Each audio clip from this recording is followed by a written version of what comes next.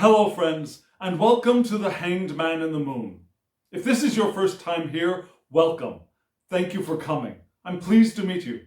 If you've been here before, thank you for returning. I'm truly honored. Friends, if you are a returning visitor, then you know that this is my series where I use tarot and oracle cards to delve into topics regarding living an intentional life. And this week's topic is the topic of power. Do you know that you are powerful? Do you recognize your power? If you do, are you using it appropriately?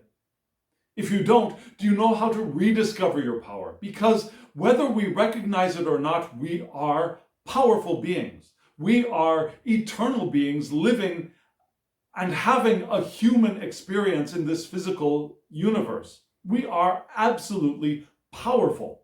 And when we live with and move with the powerful force of intention, we are also increasing our power because it all adds in together. And our power is actually, in truth, the power of intention. So this week we're looking at power.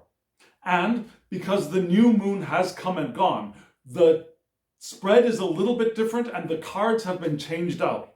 So I've got a brand new set of cards to show you. Take a look.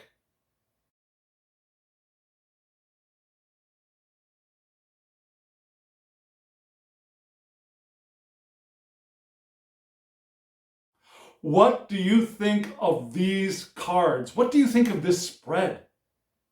Isn't it beautiful? Frankly speaking, when I was first trying to figure out which cards to use with which cards, which decks to incorporate, how they would look on a spread cloth, I was uncertain. I was frankly very uncertain about how this was going to work together.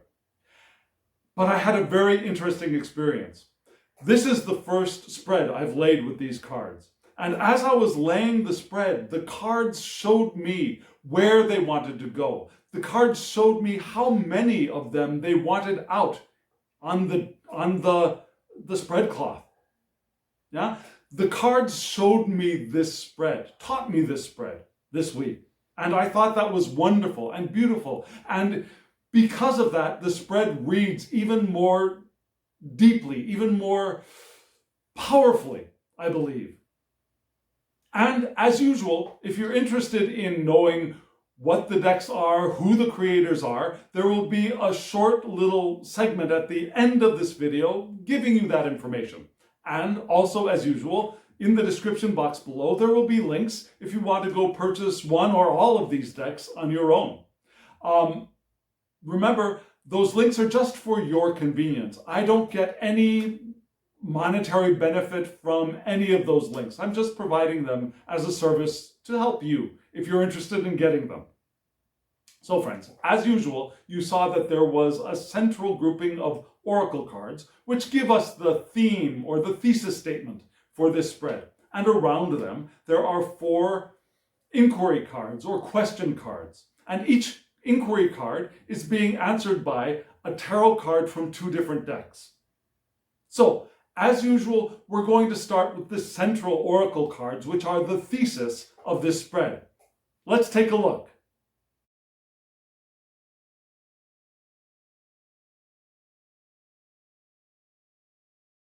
You can see for the central layout of this spread, we've got 2 different oracle cards in play. Now, one square deck and one round deck. And I chose that because I'm also using a round tarot and a square tarot around the sides. And those 2 were the initiates. Those 2 were the first decks that I chose. So to match that balance of roundness and squareness, I thought a balance of roundness and squareness in the oracle cards would be beneficial. So I decided to use my Ching oracle cards and the Spirit de la Lune oracle cards, which are the round ones. And I think they work more interestingly, more beautifully together than I thought they would.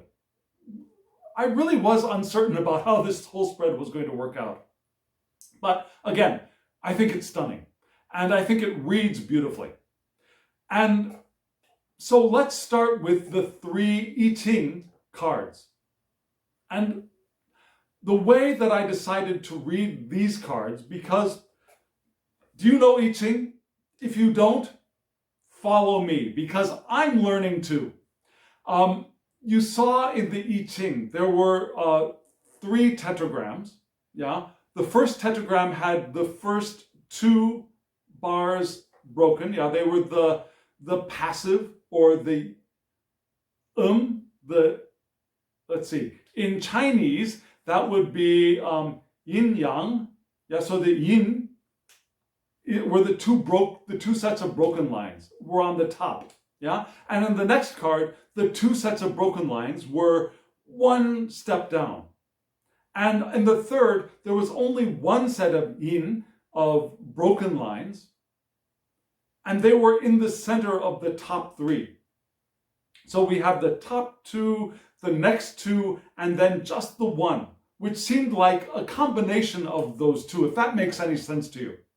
This is just how my mind is working as I'm looking at these cards. The bottoms of the 3 tetragrams were all consistent. They were all the heaven tetragram.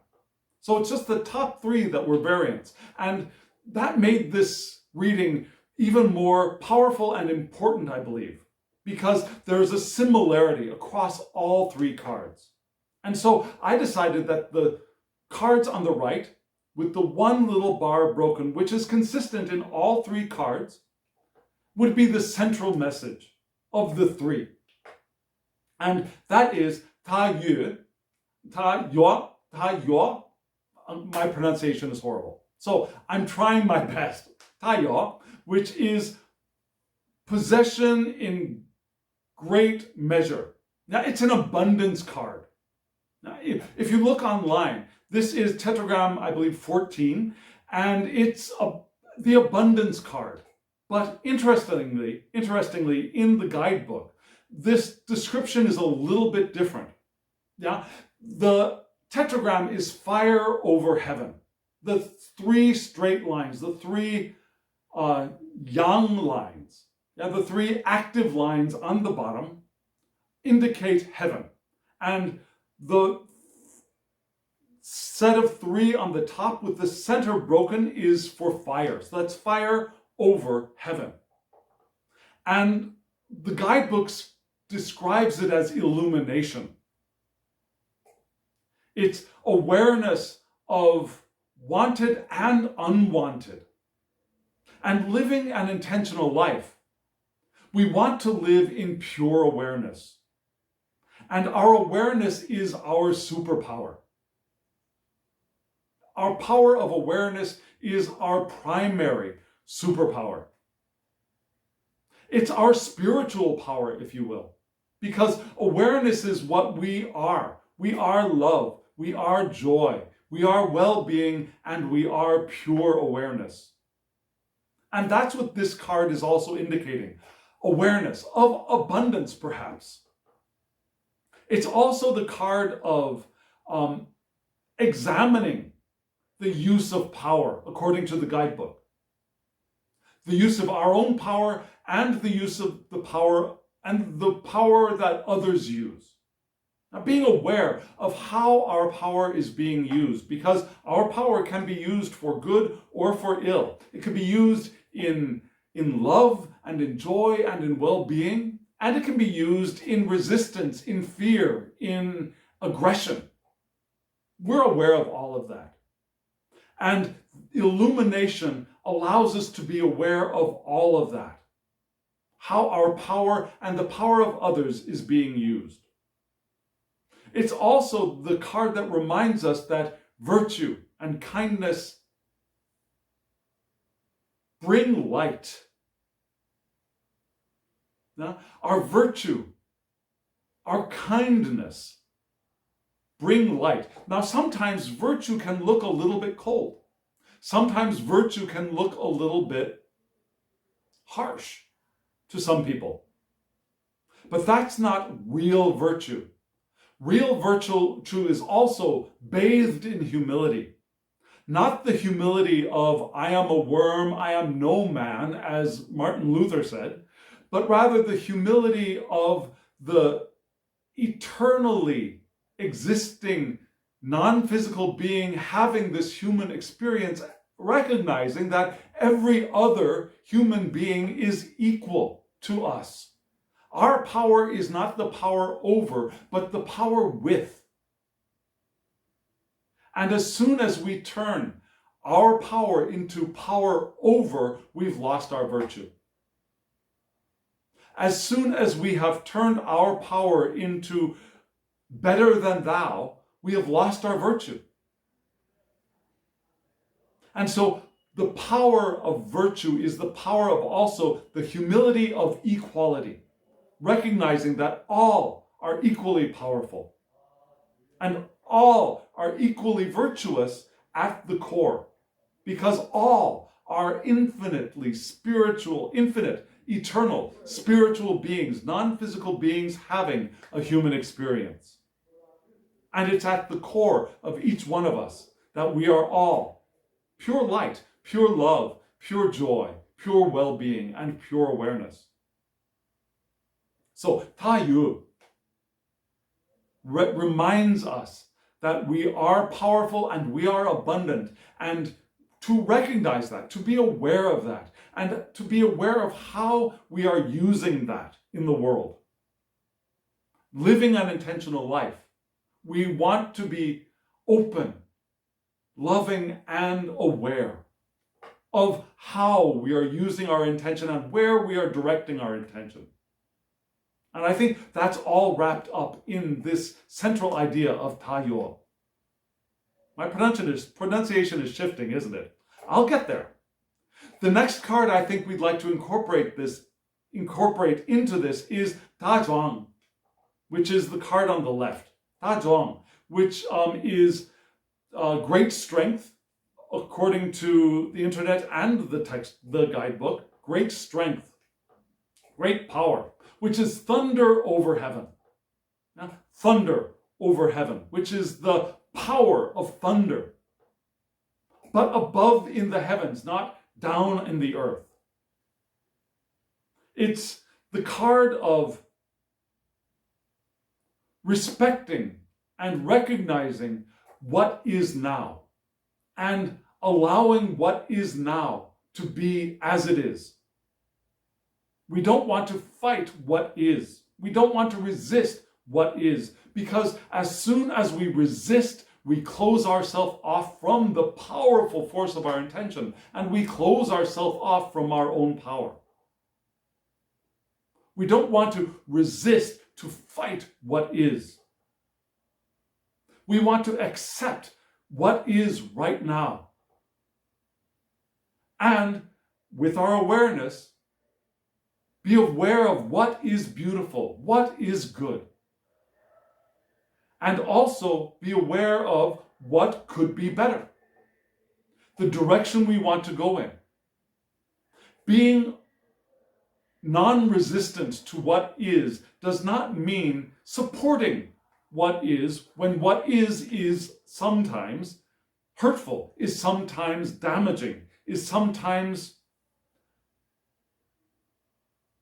expressions of evil. I shouldn't say that, no. Because evil does not exist. In my understanding, evil does not exist as a thing. Evil is an adjective we describe actions in the world. People are not innately evil. They do sometimes acts which are evil. The actions are evil actions sometimes.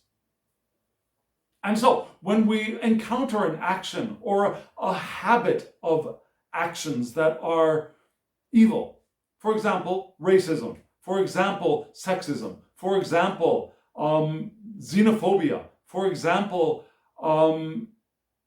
the Holocaust, for example, genocide. All of those are not people, but people, they're not evil people, they are people doing evil things. So we don't want to resist the evil thing because if we resist the evil thing, if we fight the evil thing in the sense of giving energy to the evil thing, we are giving it power.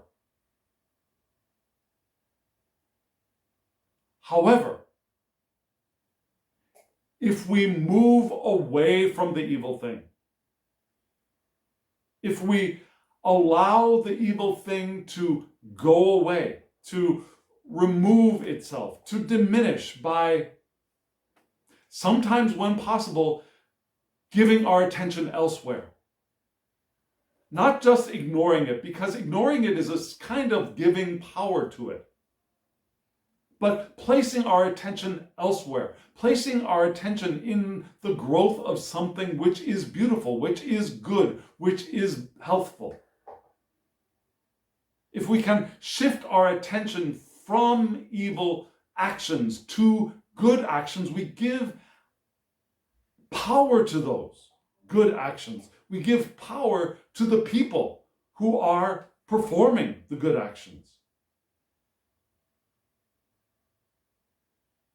And yes, we do want to prevent harm. We do want to prevent harm. We prevent harm to those who are in the line of fire of the evil action. Yes, we definitely do prevent harm. So we prevent harm. We take the people away from the evil action, and then after we've created a separation, instead of fighting the evil, we foster the good. And then we may treat the evil, which is another way of fostering good, is it not? Treating the evil, healing the evil. Healing the people who are performing acts of pain, which are coming from their own pain, from their own agony. Those people, we want to heal those people. Now, non-physical spirit, the divine, is not a punishing spirit, is not a punishing divine. It's a healing divine. It's a healing spirit. So to do the work of spirit here in the world, we don't punish the evil doer. We heal the evildoer. We help the evildoer, because that doer of evil actions is expressing their pain, their torment, their torture.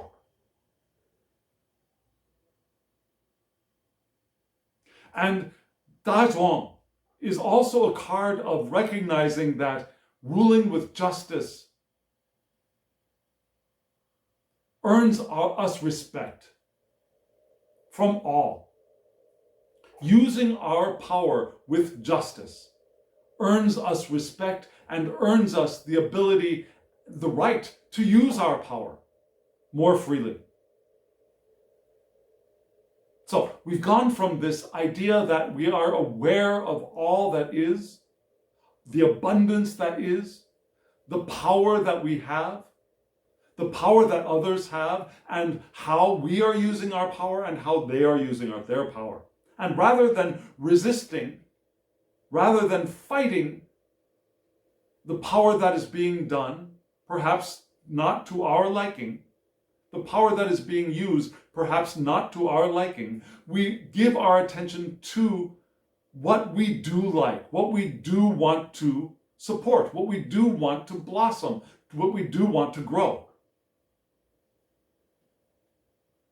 Recognizing that sometimes our judgment of other people's use of power may be wrong. There are times when our judgment of somebody else's use of power is also wrong. All those people who believe that, for example, just to pick one thing out of a hat, all those people who believe that men who love men and women who love women are doing an evil act were wrong. And if they just turned their attention away from that to what they really want to foster, which is their own, what do we call that? heterosexual, their own heterosexual relationships, everything would be fine. And there are times when our judgment of evil is actually evil. Murder, theft, genocide on the grander scale. Those things are evil. And rather than actually fighting against the perpetrators of evil, this card reminds us that working with justice, the justice of mercy, the justice of love, the justice of joy and well-being, earns the respect of all.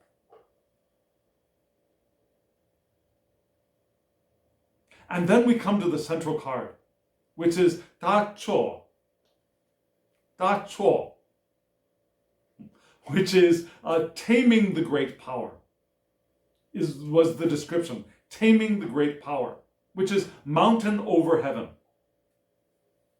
And here what we have. We have discipline and practice, sustaining creativity and giving them strength of character and success.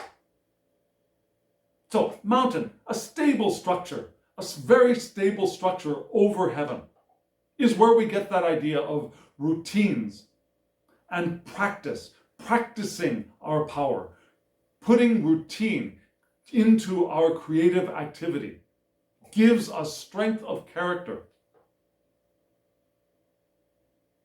gives us the ability to use our creative potential well and powerfully. It's also the card of the divine finding satisfaction in manifestation. Now, the divine, all of us are the divine. All of us in one united state are the divine. And not only you and me and your furry friend and the bird outside your window and the iguana outside of her door and all creatures on this planet, but all the creatures in all of this universe, all together are united as the divine. We are all aspects of the divine, having physical, for you and me, human experiences. And we enjoy, we delight in creating. How do we know that?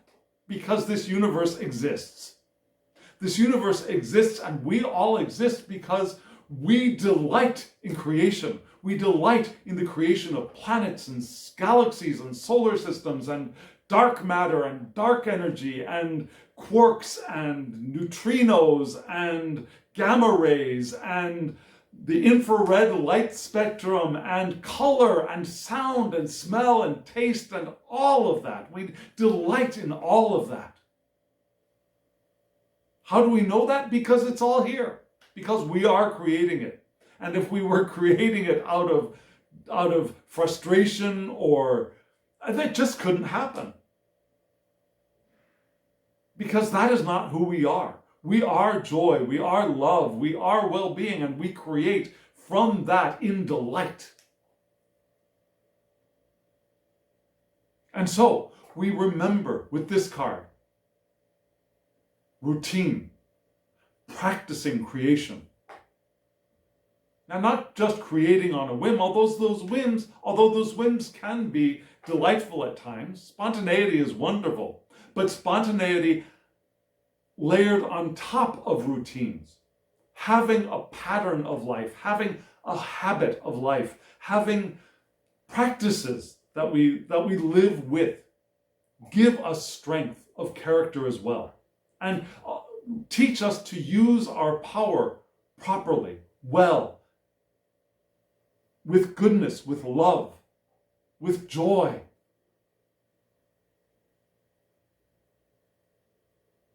So what have we come through? We've come through awareness, illumination of all that is. Yeah, the great strength, recognizing our great strength and how to use it correctly and how to allow what is occurring to be right now, and then move in a better direction. And also practicing our power, giving routine to our power and our creativity, building our character, and recognizing the delight that we have in creating as spiritual beings having a human experience, living with and in the powerful current of intention. And friends, there are two more cards here, above and below. Above, both of them are reversed, are in resistance, because we don't always recognize our power, do we? Do you recognize your power all of the time? Have you ever felt disappointed? Have you ever felt like things weren't working out? Have you ever felt powerless or unworthy? Maybe you haven't felt unworthy, and if you haven't, blessings on you. You are a divine being, as we all are, and you are living a very blessed life, as we all are. However, perhaps you recognize it more than most of us. Most of us, I believe, have moments of feeling powerless, have moments of feeling unworthy. And those moments can be instantaneous moments, or those moments can be a year, or a few years, or the greater part of a lifetime. And that's okay. That is okay. Because remember, our lifetimes in these bodies are in the scope of our lives as non-physical beings, are about the equivalent of when a baby trips and falls when they're learning to walk. Now, that trip and fall and crying event are probably longer in the scope of that human's life than this life is in the scope of our eternal lives as non-physical beings. So, okay, this life we've tripped and we've fallen. Perhaps. We get another chance. We get another shot at it. We get another chance to get up and try walking again. So it's okay. It is okay if we are feeling powerless. It's okay. We are not unworthy. Even if we are feeling unworthy, it's okay. It does get better. Because we as eternal beings are well-being. We are power. We are love and joy. And if we're not recognizing it right now, it's okay. All we want to do is allow ourselves to be who and where we are at this moment, not resisting it. Because sometimes that evil is not from something on the outside. Sometimes that evil, which is resistance, evil act is a resistant act. Sometimes that resistance is something that we are doing to ourselves. That's okay. That's okay. We can be there. Accept where we are. Try not to be reactive if we can. Accept where we are. Try to open up just a hair. Try to open up the resistance just a hair. If we can, if we can't, it's okay. It's okay. There's tomorrow. And then we can try opening up again. And if it doesn't work that time, that's okay. Eventually, the opening will occur. And so, back to the top card. Resistance. The top card in resistance, in reverse, is the card of abundance.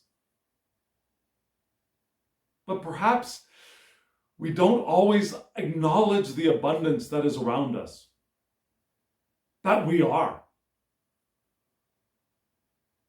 Sometimes we focus on lack. I know I do. Do you ever focus on lack?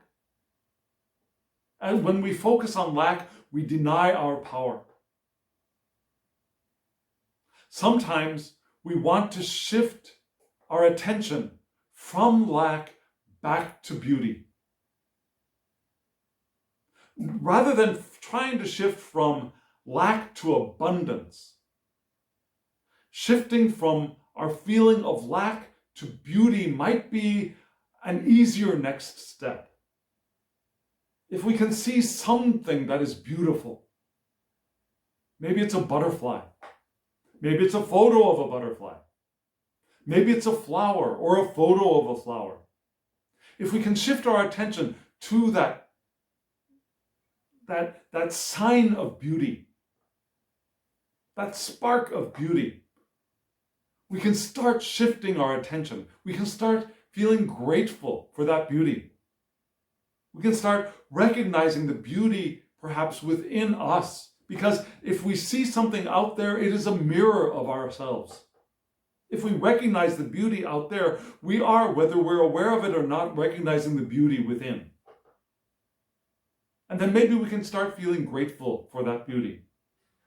And the more gratitude we can feel, the closer we can move towards the feeling of abundance. And so we want to treat ourselves well when we are feeling lack. We want to treat ourselves well. I'm not saying go on a spending spree. Sometimes people do what we call shopping therapy, and if you've got the cash to do it and it works for you, that's great. But it doesn't have to be cash. It doesn't have to be that kind of treating yourself well. It doesn't have to be buying something for yourself.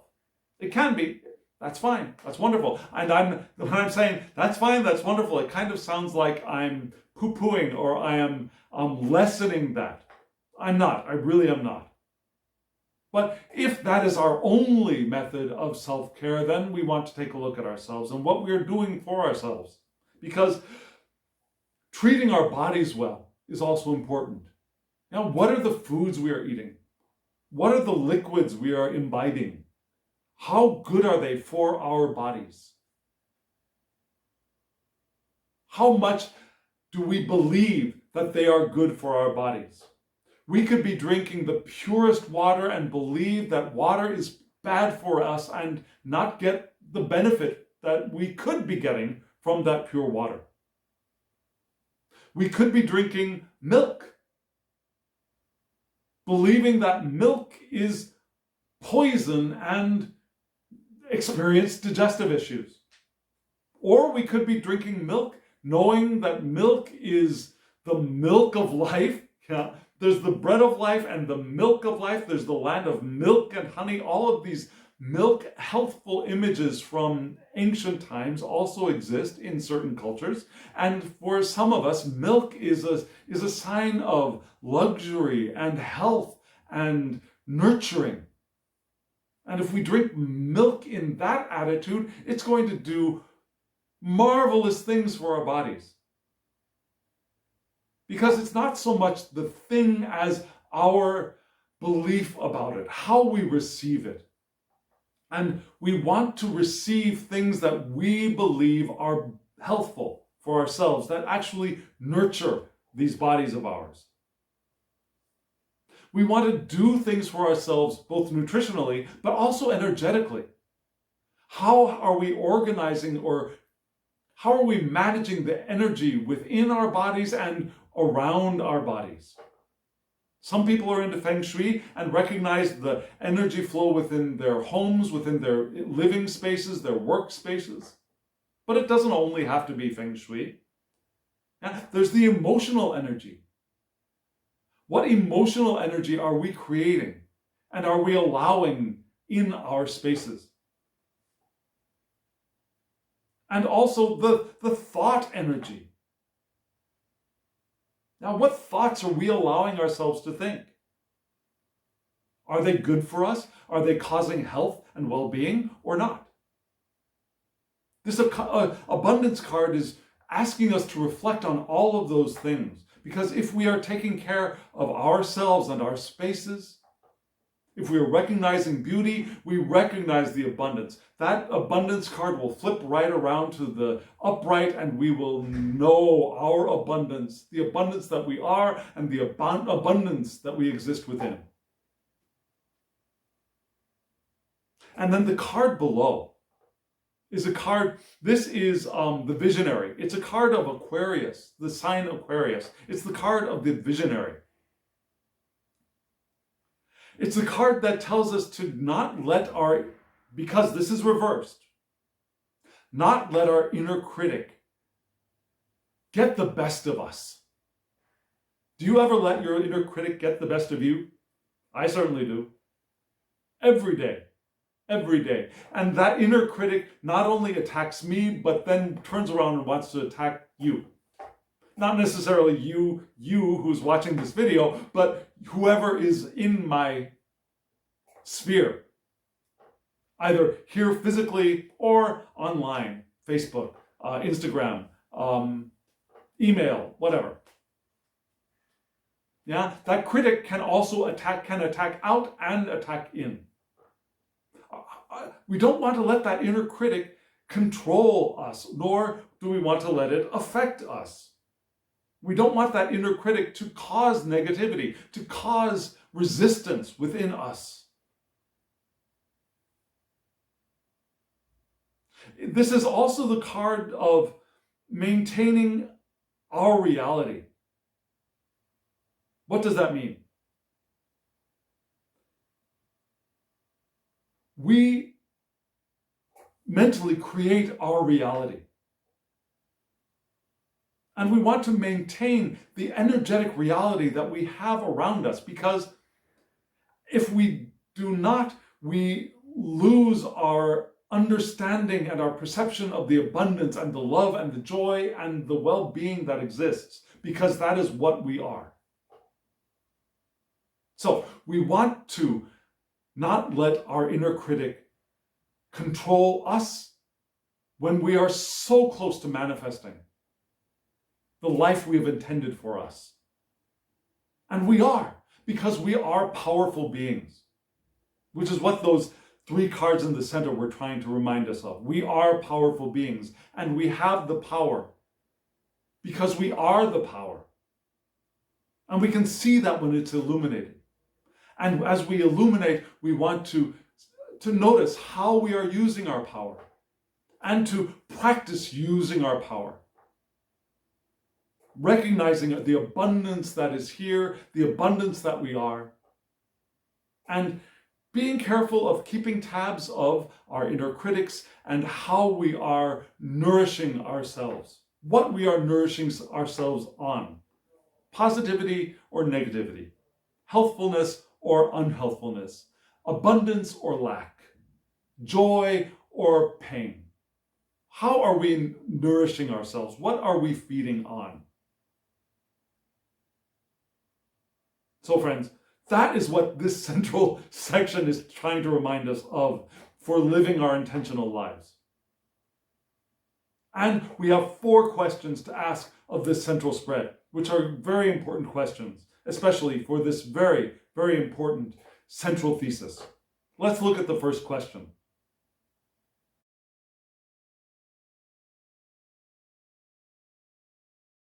The first question is, what is the easier way? Now, perhaps that central spread of oracle cards made everything seem a little bit difficult. It's not difficult. But because we have such a habit of resistance, it sounds hard. Yeah, we got to control our inner critics. We got to make sure that we're not focusing on lack. We got to make sure that we're using our power properly. We got to make sure that we got these routines in place. That's a lot to take care of. However, there is an easier way. And these 2 cards show us the easier way. And the 2 cards, what are they? We have in the El Goliath, the round deck, we have the King of Cups, and right behind him, we have the 5 of Swords, which you see are 2 scorpions facing off, a very, very large black scorpion and a very, very small white scorpion. This is the battle card, the card of battle. Now, the swords are a mental mind suit. That's the suit of air, the suit of mind and communication. So this isn't actually physical fighting, but mental fighting. The fighting of words and of thoughts between people and within ourselves. So let's start with this Five of Swords, because this is the not easier way. Yeah? The Five of Swords is what I think a lot of people think we have to do. We have conflict. We have to fight for what we want. Disagreements. We have to prove we are right at all costs.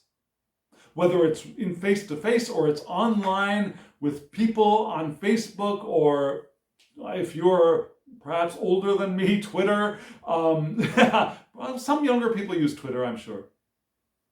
But it's the card of conflict. We have to fight for what we have. We have to fight to be right. It's the card of defeating the other. But at what cost? Winning, but at what cost? When you see those two scorpions, which do you think is going to win? The bigger one, because he's bigger? Or the smaller one, because perhaps the smaller one is actually more poisonous? Or perhaps the smaller one is quicker, can evade the large stinger coming down and strike from below. We don't know which is going to win.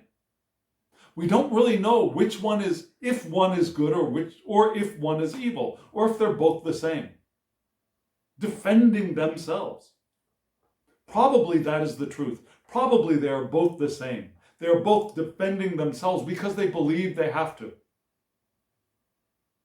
The card of cunning, Machiavellian cunning. The prince being the ruler, the winner at all costs.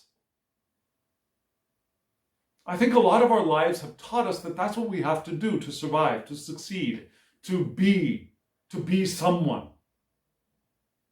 That is not the easier way. And how do I know that? How do I know the tarot cards are not telling me to do this? Because the King of Cups is facing away from those scorpions, you'll notice. I recognized after I laid the cards and was like, what am I going to do with this?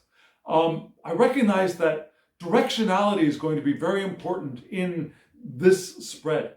And we see that the King of Cups is looking away from that, towards his cup of emotion and intuition. The King of Cups, the emotionally balanced one. That's the easier way, believe it or not. The easier way is actually trying to maintain emotional balance. And we're going to get knocked off of our fulcrum, our balance point. We're going to get knocked off. It's going to happen. Even enlightened beings, I think, get knocked off of their balance point. The difference is what we do once we get knocked off. Do we recognize, hey, I'm knocked off. Let me get back up. Or do we turn around and try to destroy whatever knocked us off? Or do we blame ourselves for allowing ourselves to be knocked off? Why wasn't I able to keep my balance? Why did I get angry? Why do I feel anger? Why do I feel depression? Why do I feel hostility? Why do I feel this powerlessness? Instead of recognizing as an enlightened being might, recognizing, there is powerlessness here. There is anger here. And I don't want to fight it. I don't want to destroy it. I don't want to give it more power. I want to recognize it and allow it. Allow it to be and allow it to dissipate. That's what keeping emotional balance is about, really. Maintaining emotional balance is not feeling. It's recognizing the emotions as they arise and allow them to arise and to subside. That's what real emotional balance is. It's not feeling happy all the time. We can't expect that because we are humans. We are having human experiences. And we also want to recognize that we are not anger. We are not frustration. We are not disappointment. We are not powerlessness. We are not unworthy. Those are not things we are. Those are feelings that we are experiencing. Figuring out, allowing ourselves to figure out, allowing ourselves to recognize that we are the ones experiencing those things. We are not those things. Those things are just experiences. And being able to keep an emotional balance is being able to recognize that emotional ocean that we are balancing in, and just watching it for what it is. That's what real emotional balance is, I believe. So that's what the King of Cups is, being able to watch the emotions as they rise and fall, without attacking them, without resisting them, without attaching to them, without trying to become them. Allowing the emotions to rise and fall. Is that what I can do? That's what I'm trying to do. That's what I'm learning to do. It's also the card of the compassionate one, the caring one. Because that's who we are. We are love, and our love is compassion. Our love is caring. And that's who the King of Cups is to me. The one who embodies their existence as love. And he's also one who has access to his intuition, to her intuition. The king has access to her intuition whenever they want, and to their creativity whenever they want it. Because the king is non-resistant to it. And in the king's non-resistance, the king can look within and, intuition, creativity. That's the easier way. We've been trained out of that as we've grown up, for the most part. We have been trained by circumstances and by people away from that, into that, the Five of Swords stance, attitude. That is not the easier way. The easier way is the King of Cups. And so moving into our King of Cupsness is the easier way for us and for everyone around us as well. And that's partially, I think, what the second card that I talked about, Dazong, is about, the King of Cups. Not so much fighting evil actions, but moving towards the good and healing those who are expressing their pain through evil. Now, because the King of Cups, almost like the King of Pentacles, can interact easily with everyone, can lead almost everyone from the purity of their heart.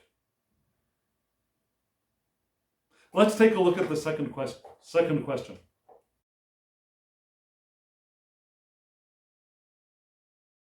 The second question is, what if I didn't worry?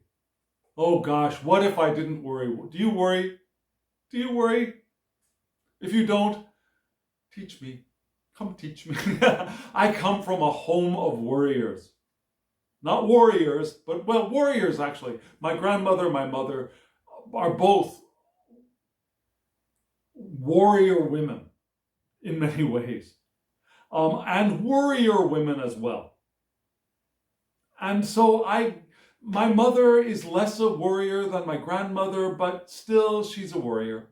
She worries. And And so I get that question. I really get that question. I've inherited some of that. I'm not blaming her or my grandmother, but I have learned some of that pattern, certainly. So what if I didn't do that? What if? And we have two answers to this question. And it's interesting that we have the round card, but even in the square card, we have a round image. Yeah. On the El Goliath card, the square card, we have the star, which you see is a tree which has been cut open, and we see the tree and the rings. The trunk, and the rings. And then in the round deck, the El Goliath deck, we have the Queen of Cups, but reversed. The Queen of Cups in reverse, in resistance. So, what if I didn't worry? And let's start with the Queen of Cups on this one as well, because she is looking towards the star card. So let's start with her and then move in the direction of her gaze. Now the Queen of Cups, she's in resistance right now. She's worrying. So what if I didn't worry? If I didn't worry, I would be able to release my resistance. I would be able to release my worry and turn my Queen of Cups right side up and be the compassionate, caring, nurturing one that the Queen of Cups is. If I didn't worry, I could nurture everyone around me. I could connect with everyone around me. Everyone who will allow me to connect. We can't force our connection on others. Yeah? We can't force connection. We can't force other people to accept our compassion, to accept our nurturing. We can't force that. If we try, we are resisting. And we have stopped being compassionate. We've stopped being nurturing. We've become the dictator of help. You will accept my help or you will be destroyed. Your walls will be destroyed. Your resistance will be destroyed. Resistance is futile. Now we're no longer a compassionate person. We're no longer a caring person. The caring, compassionate one allows the other to be who they are and accept what we are offering when they are ready. She is the emotional, or he is the emotional, empathic one. Now the Queen of Cups, he is the emotional, empathic one. Now, they are the one of connection, interconnectivity, and intuitive flow. Because the Queen of Cups is water of water. The Queen of Cups upright is emotion that flows over everyone and buoys them up, nurtures them as water nurtures all of us. We are mostly water. Water is the source of life for us. And so we are also social and emotional beings, and our social and emotional interaction is the source of our lives. And she is the one who feeds all of that and can also see deeply within herself, himself, themselves, and bring the jewels, the treasures from the deep, the intuition, the knowing, the deep, mystical, spiritual knowing, and share that with others. So if I weren't so worried, I could do all of that. And to do that, what do I want to do? I want to look in the direction that our queen is looking in, which is the star card in the El Goliath deck, which is the log which has been cut. And do you notice? You notice the pattern of the star, right? This log has cracked open.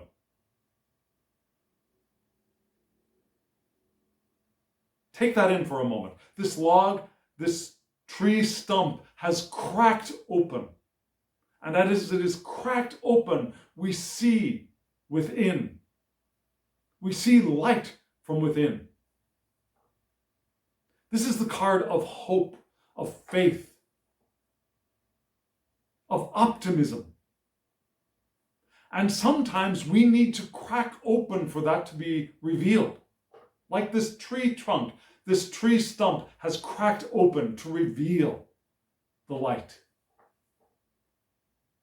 So when we are in worry, if we didn't worry, we could crack open that resistance of worry and our hope would be revealed. We don't have to find hope. We don't have to go to Walmart or some store to buy hope because we've run out. It doesn't work that way. We don't run out of hope. We don't run out of optimism. We don't run out of faith. It's crusted over. We are, as eternal beings, we are that hope. We are that faith. We are that optimism. We can't lose it. There's no need to go shopping for it. But that resistance needs to crack open for it to be revealed to us. So if we didn't worry, that would happen. We'd crack open. And our hope would radiate from within. Our optimism would radiate from within. It's a card of purpose and renewal. Because when that trunk cracks open, the new sprout can come up from within. Have you ever seen that? Have you seen a tree that's been cut down and a small sprout is growing out of it? Now that trunk needed to crack open for that to happen. If that stump did not crack open, that sprout could not grow. So, our purpose, our renewal is expressed and discovered. It's the card of spirituality. It's the card of our visionary, our internal visionary expressing themselves. It's the card of inspiration. And our North Star. You notice that when the trunk cracked open, it cracked open in the shape of a star, yeah? We have this idea of a North Star that we can follow. That is the direction of our purpose. Yeah? Our powerful flow of intention is going towards our North Star. And we want to move with the flow of intention, which is in the direction of our North Star, which is that star card. So if we didn't worry, we could do that. We could crack open and rediscover the light that is within, the optimism, the faith, the trust, the vision, the direction that is there within us. It's not something we have to find out there. It's here within us. And let's look at the third question.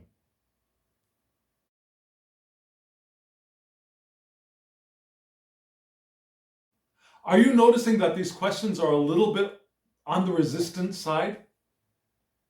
Because most of us don't recognize our power. And we don't recognize our power because of our resistance. So we want to ask ourselves, what is the easier way? What if I didn't worry? And now, what if I wasn't afraid?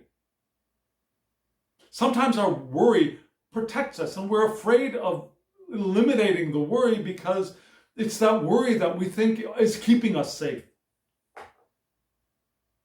It's our working hard that we think is keeping us safe, and we're afraid of doing it the easy way. We're afraid of letting go of our worry because we think those things are protecting us. So what if I wasn't worried? What if I weren't worried? We have two answers. One is the Page of Pentacles, and one is the Six of Pentacles. Now there are a lot of pentacles and cups in this spread. We've got a wand. Now we got one wand card, And we got one swords card, so we're not lacking any elements here.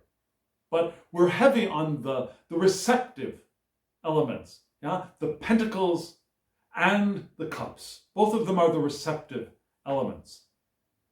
So what if I wasn't afraid? And we have the Page of Pentacles looking away, but resting on, leaning against the Six of Pentacles. And I think this is an interesting relationship. Yeah? The Six of Pentacles, what is that? In this deck we have the white ox, or the white, what is his name? The white sacred bull. Okay, so the sacred white scale bull is the name of this card. Now, the sacred white scale bull. So what is it? What is it? It's a white bull with white scales, and it's sacred.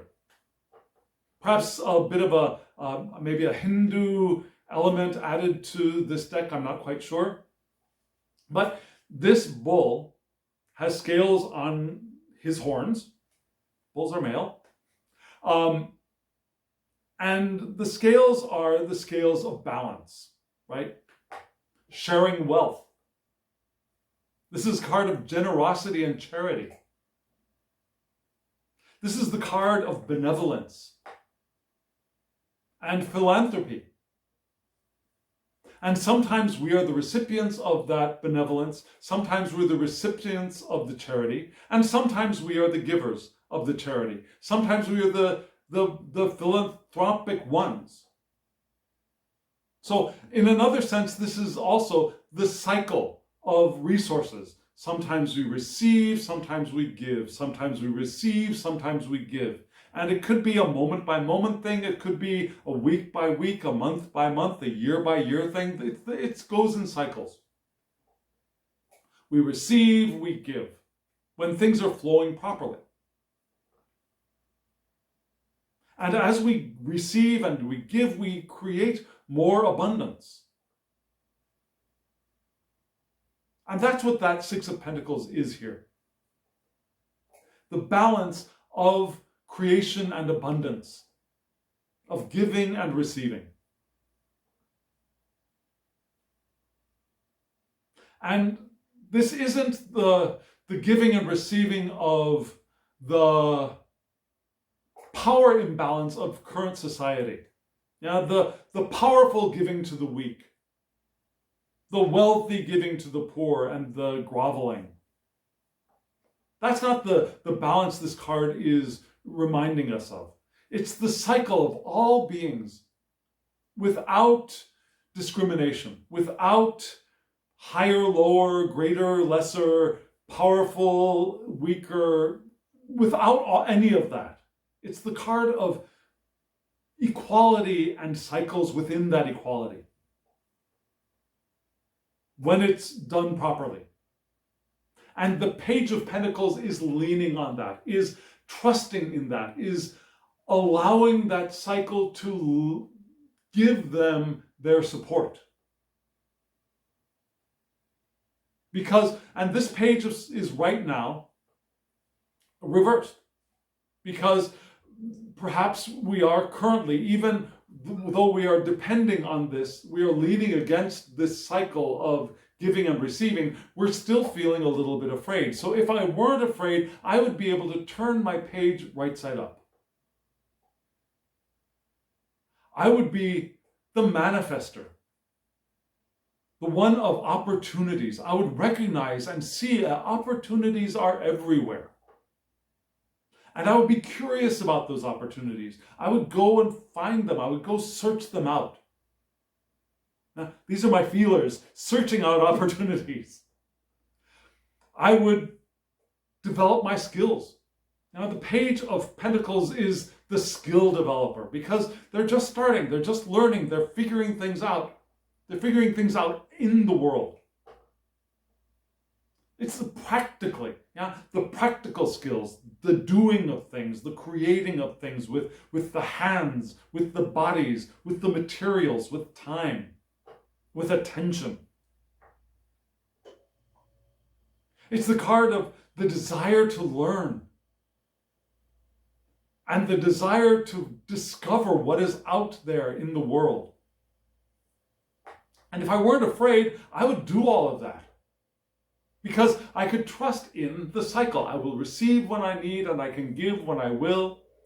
And I can discover opportunities, and I can hone my skills. I can learn new skills, and I can develop myself.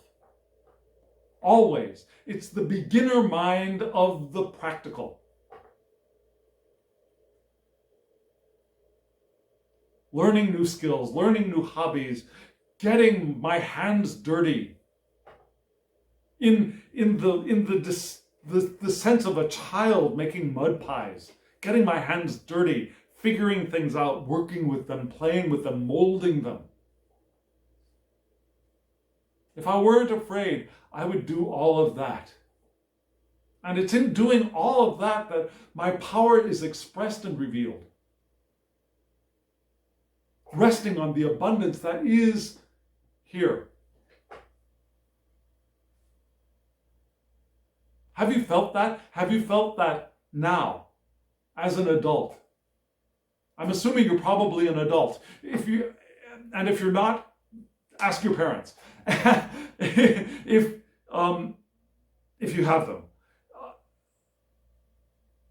Have you felt as an adult those moments of delight, of discovery, of playing with things, of developing things, of picking up a brand new tarot deck and working with it and discovering what is this thing? How can I use it? What can I do with it? What's it all about, Alfie? That's the Page of Pentacles. And if I weren't afraid, I would do that every moment of every day. Even when I'm doing my routine, even when I'm sweeping the floor and raking leaves, I would be discovering, what is this? What is here? How can I do this differently? How can I do this better? Not that I'm not doing it right now, but I want to hone my skills as a sweeper, as a raker of leaves. Not because I'm criticizing myself for not doing it right, but because there's always perhaps a different or better or more interesting way of doing things. And if I weren't afraid, I could do that. Washing the dishes. Let's look at the fourth and last question.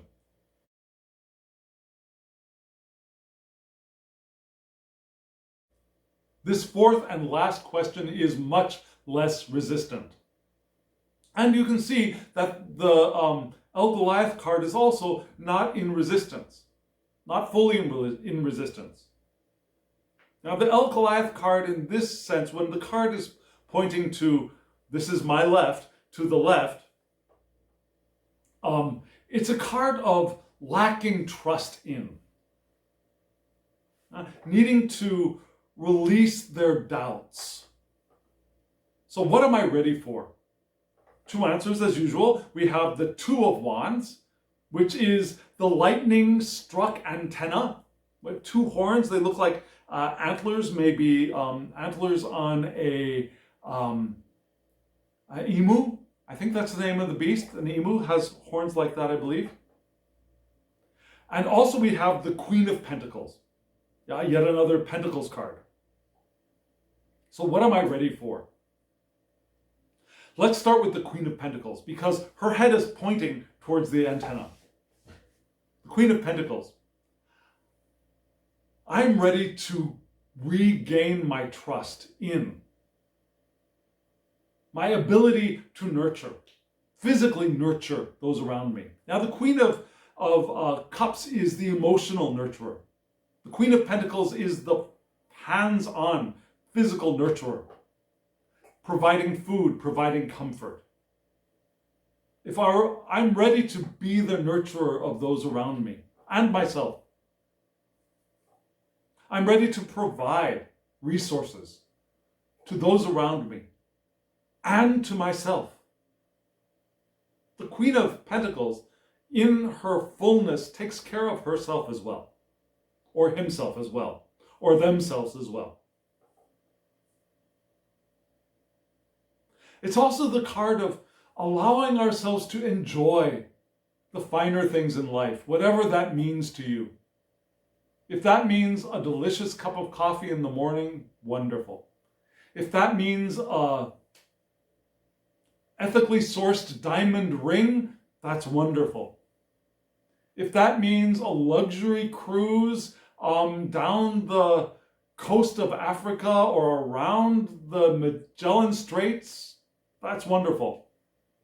If luxury means going out to a lake and sitting in the water, that's wonderful.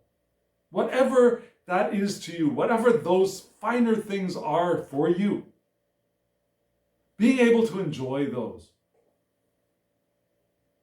Being able to enjoy what we have and what is coming to us.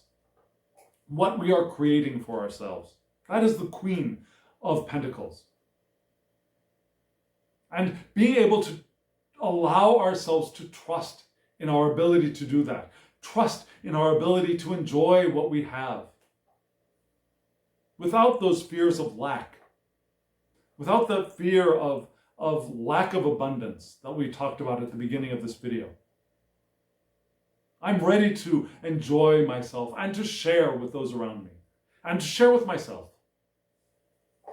And as I do that, I will point towards the Two of Wands. You notice that we have two antlers here. They look like antlers to me. They're called antennae, but they look like antlers to me. And there's lightning that's crackling between them, energizing them. So this is a card of future planning, of progress. So the Queen of Pentacles nurtures others and self, recognizes abundance, and is ready to keep moving, to flowing, because again, the queens are all water elements within their suit. Now, the Queen of Pentacles is the water of earth. She flows, and she can flow as she makes progress, as she creates more abundance. Or he creates more abundance, or they create more abundance. It's a card of decisions, of course, and discovery. Now, that crackling energy is deciding between passions and deciding which way to go. It's a card of accomplishment and aspiration, recognizing that I have come this far and I have aspirations. I am going in that direction, which is what living an intentional life is.